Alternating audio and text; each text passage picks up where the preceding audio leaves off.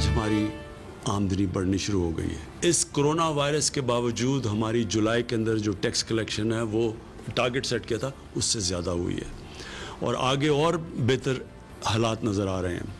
और जैसे जैसे हमारी कंस्ट्रक्शन इंडस्ट्री चलेगी तो इंशाल्लाह हमारी टैक्स कलेक्शन भी बढ़ती रहेगी और रोज़गार भी लोगों को मिलता रहेगा। और हमारा जो और खुशाइन चीज़ है, हमारी एक्सपोर्ट्स बढ़नी शुरू हो गई हैं। जो दुनिया के अंदर सारी दुनिया में एक्सपोर्ट्स को नुकसान हुआ है कोरोना वायरस की वजह से, तो ये हमारे लिए बड़ी, फिर से मैं कहूँगा, खुशाइन चीज़ है कि हमारी एक्सपोर्ट्स बढ़नी शुरू हो गई है, हमारी टैक्स कलेक्शन ऊपर चली गई है, हमारी स्टॉक मार्केट ऊपर चली गई है, सीमेंट की सेल्स ऊपर चली गई, इसका मतलब कंस्ट्रक्शन एक्टिविटी शुरू हो गई है। और इंशाल्लाह आगे जो हम अब देख रहे हैं कि हालात अब मज़ीद बेहतर होते जाएंगे।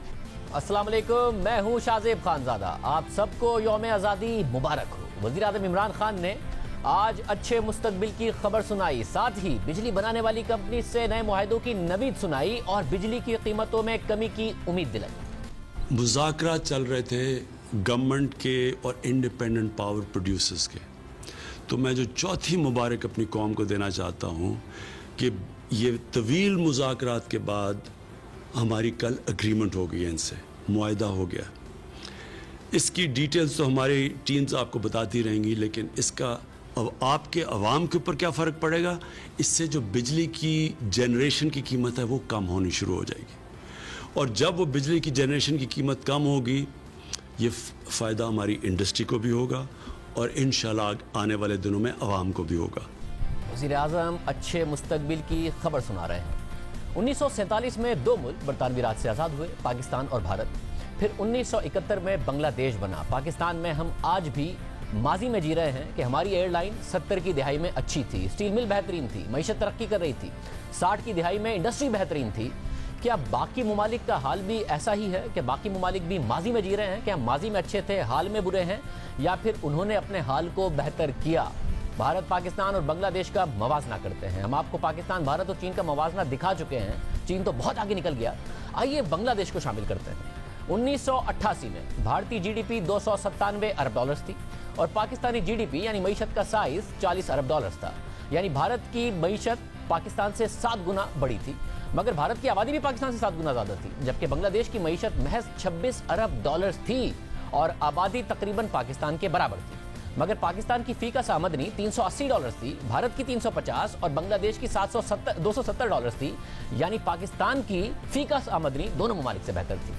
1998 में भारतीय मईशत का हजम 410 अरब डॉलर्स हो गया। बांग्लादेश की मईशत 50 अरब डॉलर्स पर पहुंच गई, जबकि पाकिस्तानी जीडीपी यानी मईशत का हजम 60 अरब डॉलर्स पर हो गया। यानी 10 बरस में पाकिस्तान और भारत की मईशत में फर्क बरकरार रहा। बांग्लादेश की मईशत पीछे ही रही। फिर परवेज मुशर्रफ ने मुंतखब हुकूमत का तख्ता उलट दिया। फिर 2003 में पाकिस्तानी मईशत का हजम 83 अरब डॉलर्स और भारतीय मईशत का हजम 500 अरब डॉलर्स तक पहुंच गया और बांग्लादेश की मईशत 60 अरब डॉलर्स की हो गई। 2 साल बाद यानी 2005 में भारतीय मईशत का हजम 800 डॉलर्स हो गया। पाकिस्तानी मईशत 100 अरब डॉलर्स तक पहुंच सकी, बांग्लादेशी मईशत 70 अरब डॉलर्स तक पहुंची। भारतीय मईशत पाकिस्तान से 8 गुना बड़ी हो गई और फिर 2005 में पहली दफा भारत ने पाकिस्तान को फीका आमदनी में भी पीछे छोड़ दिया। और दिलचस्प बात यह है कि आबादी में इजाफे में पाकिस्तान बांग्लादेश को पीछे छोड़ता जा रहा था। 1971 में बांग्लादेश की आबादी थी 6.5 करोड़, पाकिस्तान की आबादी थी 6 करोड़, यानी बांग्लादेश से 50 लाख कम। 2005 में बांग्लादेश की आबादी हो गई 14 करोड़, पाकिस्तान की हो गई 16 करोड़, यानी 2 करोड़ ज्यादा हो गई। फिर 2 साल बाद यानी 2007 में भारतीय मईशत 1200 अरब डॉलर्स तक पहुंच गई, जबकि पाकिस्तानी मईशत का हजम 150 अरब डॉलर्स हो गया, जबकि बांग्लादेश का मुआशी साइज 80 अरब डॉलर्स रहा और भारत की फीका आमदनी 1000 डॉलर्स तक पहुंच गई। ये वो वक्त था जब भारत और बांग्लादेश में मईशत की मजबूत बुनियादें रखी गईं, जबकि पाकिस्तान का दरामदाद पर इन्हिसार बढ़ रहा था। हम आपको दरामदाद और बरामदाद के हवाले से भी दादोशुमार दिखाएंगे, मगर अभी मजीद बात करेंगे पाकिस्तान, भारत और बांग्लादेश की मईशत के मवाजने की। भारतीय मईशत में मजीद तेजी आई। 2010 में भारतीय मईशत 1300 अरब डॉलर्स तक पहुंच गई, जबकि पाकिस्तानी मईशत 177 अरब डॉलर्स तक पहुंच सकी। बांग्लादेशी मईशत 111 अरब डॉलर्स तक पहुंच चुकी। फिर 2012 में पाकिस्तानी मईशत 225 अरब डॉलर्स की हो गई, मगर भारतीय मईशत 1800 अरब डॉलर्स तक पहुंच गई।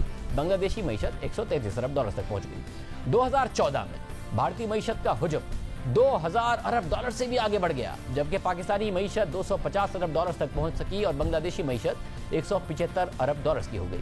और 2018 में भारतीय मीशत का हुजूम पाकिस्तान से 10 गुना ज्यादा हो गया। भारतीय मीशत 2,700 अरब डॉलर्स तक पहुंच गई और हम 314 अरब डॉलर्स तक पहुंचे।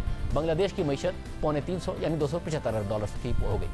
और फिर पिछले 2 सालों में हमने तरक्की नहीं की। रुपया गिरने से डॉलर्स में हम और पीछे चले गए। पाकिस्तान की मीशत 314 अरब डॉलर्स से 270 अरब डॉलर्स पर पहुंच गई और भारतीय मीशत 3,200 अरब डॉलर्स पर पहुंच गई और बांग्लादेश की मीशत 275 अरब डॉलर से ऊपर चली गई, हमसे आगे निकल गई। यानी भारतीय मीशत पाकिस्तानी मीशत से 12 गुना ज्यादा बड़ी हो गई, जबकि आबादी सिर्फ 7 गुना ज्यादा है। यही नहीं, बांग्लादेश जो 1971 में पाकिस्तान से अलग हुआ और जिसकी मीशत पाकिस्तान से बहुत पीछे थी, हम उससे आबादी में आगे निकल गए और मीशत में बांग्लादेश हमसे आगे निकल गया। पाकिस्तान की आबादी 22 करोड़ है, बांग्लादेश की आबादी 16 करोड़ है, 6 करोड़ हमसे कम। और आज बांग्लादेश की फीकस आमदनी जो 30 साल पहले हमसे बहुत पीछे थी, वो पाकिस्तान से बहुत ज्यादा है। बांग्लादेश की फीकस आमदनी $1,700, भारत की 1900 और पाकिस्तान की $1,150 रह गई है। अब बात करेंगे पाकिस्तान, भारत और बांग्लादेश की बरामदात की। ये बहुत अहम मवाजना है क्योंकि बरामदात किसी भी मईशत की तरक्की के लिए बहुत ज़रूरी होती हैं। खसारा कम होता है, ज़र मुबादला के ज़खायर बढ़ते हैं। 1999 में बांग्लादेश की बरामदात पाकिस्तान से कम थी, 6 अरब डॉलर थी। पाकिस्तानी बरामदात 8 अरब 40 करोड़ डॉलर थी, जबकि भारतीय बरामदात 36 अरब डॉलर थी, यानी पाकिस्तान से 4 गुना ज़्यादा। मगर 1999 से 2005 तक भारतीय बरामदात 3 गुना बढ़ गई, 100 अरब डॉलर तक पहुंच गई, जबकि पाकिस्तान अपनी बरामदात दुगनी भी नहीं कर सका। 8 अरब डॉलर से 15 अरब डॉलर तक पहुंच सका। बांग्लादेश की बरामदात 9.5 अरब डॉलर तक पहुंच गई। 2008 में पाकिस्तान की बरामदात बढ़कर 22 अरब डॉलर हो गई, बांग्लादेश की बरामदात 15.5 अरब डॉलर हो गई, मगर भारतीय बरामदात 180 अरब डॉलर तक पहुंच गई। यानी जनरल मुशर्रफ के दौर में बरामदात का फर्क 4 गुना से बढ़कर 9 गुना हो गया। पाकिस्तानी बरामदात 1.5 गुना बढ़ी, मगर भारतीय बरामदात 5 गुना बढ़ गई। तो भारत चीन के मुकाबले में पीछे था, हम भारत के मुकाबले में बहुत पीछे रह गए और फिर बांग्लादेश भी हमसे आगे निकलने लगा। साथ ही उस जमाने में बांग्लादेश ने एक्सपोर्ट्स के लिए नई मार्केट ढूंढना शुरू की, वैल्यू एडिशन पर तवज्जो दी, ज्वाइंट वेंचर किए ताकि उन्हें आइंदा फायदा हो। और जनरल मुशर्रफ के दौर के बाद जब पाकिस्तान को फौरी तौर पर IMF के पास जाना पड़ा, भारत में GDP और बरामदात दोनों में तेजी से इजाफा हो रहा था। चीन के मुकाबले में कम, पाकिस्तान से बहुत ज्यादा। 2013 में जब पाकिस्तान 5 साल बाद एक बार फिर से IMF प्रोग्राम में जा रहा था, पाकिस्तान की बरामदात बमुश्किल 3 अरब डॉलर बढ़कर 25 अरब डॉलर हुई, जबकि इसके मुकाबले में भारतीय बरामदात 180 अरब डॉलर से बढ़कर 313 अरब डॉलर तक पहुंच गई और बांग्लादेश 25 अरब डॉलर के साथ पाकिस्तान के बराबर पहुंच गया। फिर उसके बाद पाकिस्तानी बरामदात 25 अरब डॉलर से आगे नहीं बढ़ सकी। 2018 में पाकिस्तानी बरामदात कम होकर 22 अरब डॉलर तक पहुंच गई, बांग्लादेश 40 अरब डॉलर से ऊपर चला गया, हमसे बहुत आगे निकल गया, जबकि भारतीय बरामदात 330 और चीनी बरामदात 2400 अरब डॉलर तक पहुंच गई। हम 25 अरब डॉलर से ऊपर नहीं जा पाए। इस वक्त वियतनाम की बरामदात 1999 में 11.5 अरब डॉलर थी, पाकिस्तान के तकरीबन बराबर, मगर 2018 में वियतनाम की बरामदात 244 अरब डॉलर हो गई, यानी पाकिस्तान की बरामदात से 10 गुना ज्यादा। तो पाकिस्तान पीछे जा रहा था, जबकि खित्ते के ममालिक आगे जा रहे थे और दुनिया में अपनी जगह बना रहे थे। पाकिस्तान को दहशतगर्दी और बिजली की कमी ने अपनी लपेट में ले लिया था। पाकिस्तान ने तमाम शोबों में बुरी कारकर्दगी दिखाई, GDP growth, GDP size, faeces आमदनी, इन्वेस्टमेंट, ह्यूमन डेवलपमेंट इंडेक्स, गर्ज के हर शोबे में। आज बांग्लादेश के जिम्मेदार ज़र मुबादला के ज़खायर 34 अरब डॉलर हैं, भारत के 535 अरब डॉलर हैं, पाकिस्तान के स्टेट बैंक के पास 12.5 अरब डॉलर हैं, वो भी IMF और दोस्त ममालिक से लेकर रखे गए हैं। सऊदी अरब ने 1 अरब डॉलर वापस निकाले तो चीन से लेकर देने पड़े और अब सऊदी अरब से वापस दरख्वास्त की गई है कि रियायत पर तेल की जो सहूलत दी गई थी उसे वापस बहाल कर दे। बरामदात पर तवज्जो जनरल मुशर्रफ के दौर में नहीं दी गई। उस वक्त भारत, चीन, बांग्लादेश और वियतनाम सब ने अपनी मईशतों में इस तरह सरमायाकारी पर जोर दिया कि उनकी मईशत आगे निकल जाए, मगर पाकिस्तान में ना बिजली, ना गैस और ना ही बरामदात की सनत में सरमायाकारी हुई और दहशतगर्दी बढ़ती चली गई, मईशत गिरती चली गई। फिर पीपल्स पार्टी और नून लीग के दौर में भी फोकस बरामदात से ज्यादा दरामदात पर ही रहा और दरामदात बढ़ती रही, मगर नून लीग के दौर में बिजली की कमी पूरी कर दी गई और इंफ्रास्ट्रक्चर भी बेहतर कर दिया गया, मगर करंट अकाउंट खसारा इतना बढ़ा कि फिर IMF के पास जाना पड़ा और फिर तहरीक इंसाफ के 2 साल में मुआशी तरक्की नहीं हुई। IMF के पास जाने में देर की गई, इंडस्ट्री का एतमाद बुरी तरह मुतासिर हुआ और पहली दफा हुआ कि मुसलसल लार्ज स्केल मैन्युफैक्चरिंग की तरक्की मनफी रही। दूसरे साल में मनफी 10% रही। जो तरक्की की शरह 5% से ज्यादा थी वो तहरीक इंसाफ के पहले साल में 1.9% हो गई, दूसरे साल में मनफी हो गई। 2 साल में टैक्स में भी कोई इजाफा नहीं हुआ। 1 करोड़ नौकरियां देने का वादा किया था, मगर बेरोजगारी में इजाफा हो गया। खुद डॉक्टर हफीज पाशा के मुताबिक बेरोजगार अफराद की तादाद 1 करोड़ हो गई, गुर्बत 50% को छू रही है। मगर अब इशारे मिल रहे हैं कि 2 साल की बुरी कारकर्दगी के बाद मईशत ने जितना बुरा वक्त देखना था देख लिया, यहां से बेहतरी की तवक्को है। वजीर आजम ने आज खुद बेहतर मुस्तकबिल की नवीद सुनाई। बात करेंगे मुआशी तज्जियाकार मोहम्मद सुहेल से। मोहसिल साहब बहुत शुक्रिया। मोहसिल साहब, कहा जा सकता है कि जितना बुरा टाइम था देख लिया, अब बेस इफेक्ट की वजह से भी, और वैसे अब बेहतर टाइम आएगा पाकिस्तान की मईशत में?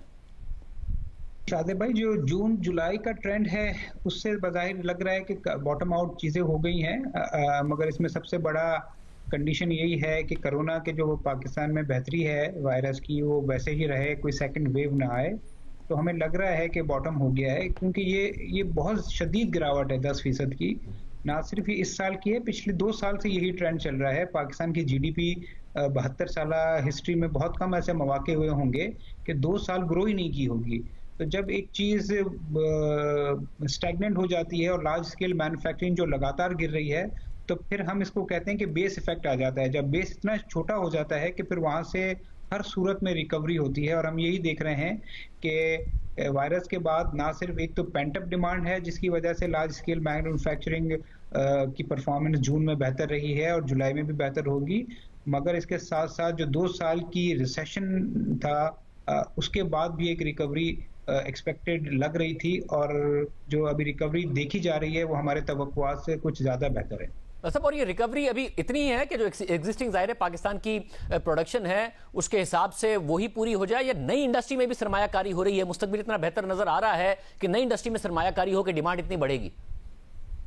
मुझे लगता है इसमें वक्त लगेगा। ये ऐसे अभी एनेक्डोटल एविडेंस जो हमें बता रहे हैं उसमें तो ये लग रहा है कि डिमांड बढ़ रही है, मगर एग्जिस्टिंग कैपेसिटीज है, चाहे वो सीमेंट हो, चाहे ऑटोमोबाइल हो, चाहे स्टील हो, चाहे टेक्सटाइल हो। तो अब वो वाली स्ट्रॉन्ग GDP ग्रोथ या वो वाली माहौल नहीं हुआ है कि जब डिमांड ज़्यादा है और सप्लाई कम है। मगर अगर माहौल साजगार रहा, जिसमें इंटरेस्ट रेट लो रहे, जिसमें करेंसी स्टेबल रही, जिसमें पॉलिटिकल स्टेबिलिटी रही, तो हो सकता है कि 1-2 साल के बाद शायद वो इतनी डिमांड बढ़ जाए कि ह्यूज इंफ्रास्ट्रक्चर और ह्यूज इंडस्ट्रियल इन्वेस्टमेंट हो।